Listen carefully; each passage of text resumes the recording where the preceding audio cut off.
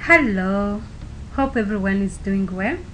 My name's Judy Semugabe Bachaita, and I'm back with Luganda lesson 17. Essomo ery'ekkumi n'omusanvu mu Luganda.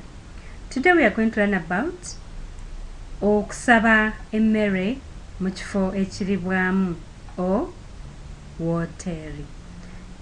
Asking for food in a restaurant.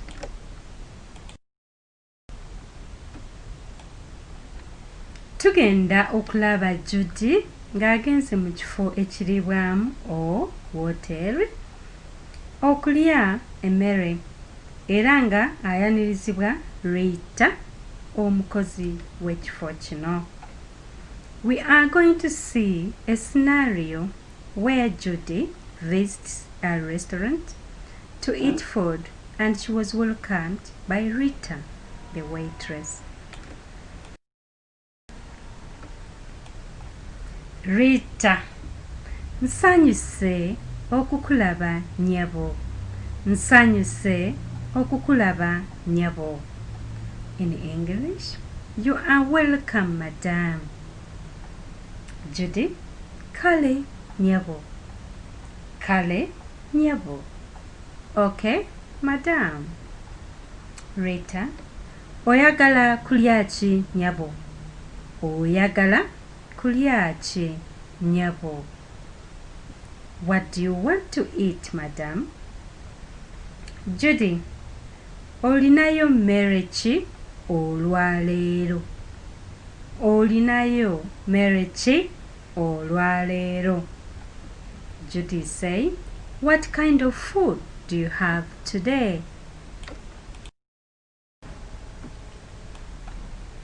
Rita, tulina amatooke, akawunga, omuceere, lumonde, wamu ne muwogo. Tulina amatooke, akawunga, omuceere, lumonde, wamu ne muwogo.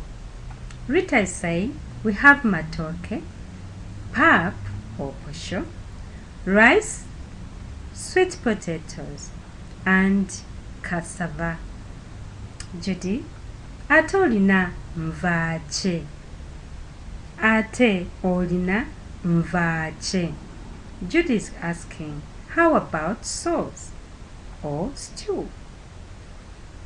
Rita, tulina enkoko, ennyama y'ente, ebyennyanja ebikalu mu binyeebwa wamu n'enva endiirwa. Tulina enkoko, ennyama y'ente, ebyennyanja ebikalu mu binyeebwa wamu n'enva endiirwa. Rita is saying that we have chicken stew, beef stew, roasted fish in groundnuts, and vegetables.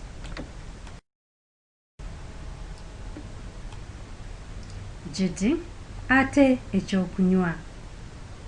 Judy, how about drinks?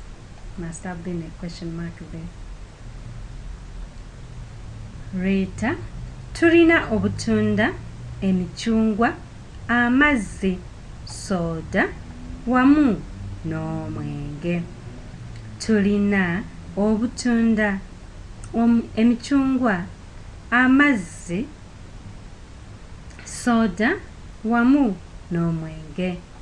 Rita is saying that we have passion fruit juice, orange juice, water, soda, and beer.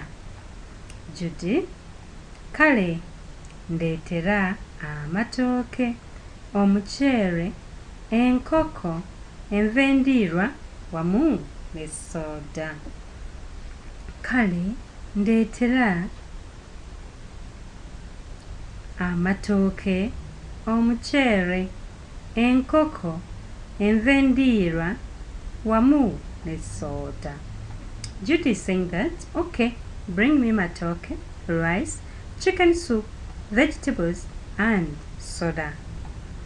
Rita kale. Rita is saying okay.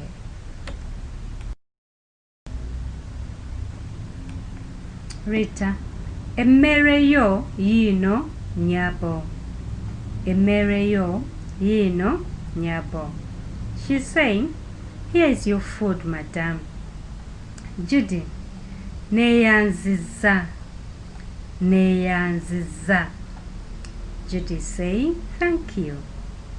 Judy, after eating, he says, maze okulya nyabo. Twala amasowaani go. Maze okulya nyabo. Twala amasowaani go. Judy is saying, I'm done eating. Madam, take your plates. Rita, olina ekirala kyoyagala? Olina ekirala kyoyagala? Rita is asking, do you want anything else? Do you want anything else? Judy is responding, nedda. Okujjako liseeti. Nedda. Okujjako liseeti. Judy is saying, no, apart from the bill.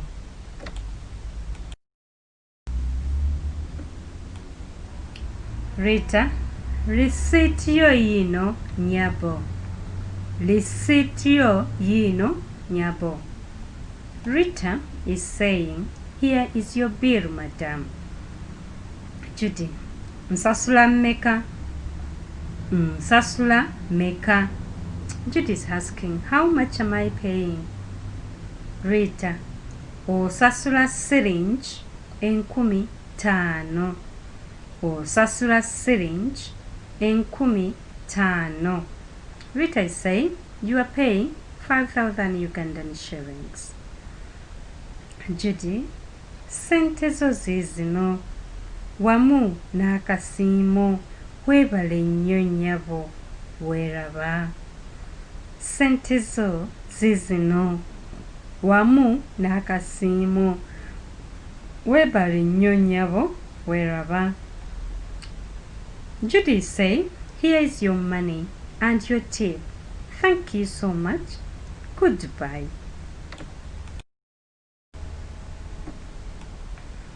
That's the end of lesson 17. Enkomerero y'essomo ery'ekkumi n'omusanvu. Thank you for listening. Weebale kuwuliriza singular. Weebale kuwuliriza.